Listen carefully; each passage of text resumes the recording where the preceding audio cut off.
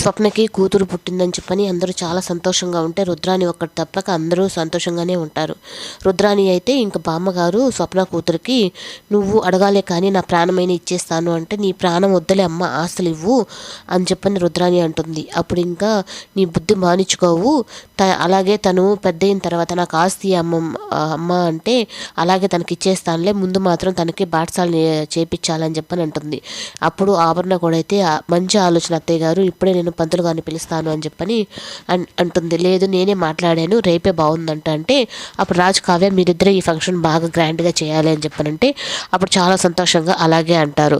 అప్పుడు ఇంకా ధాన్యలక్ష్మి కూడా అయితే మనకు 3 నెలలు టైం ఇచ్చాడు కదా, అప్పుడు దాకా ఏది మాట్లాడకూడదు రుద్రాణి అని చెప్పని ధాన్యలక్ష్మి అయితే ఉంటుంది.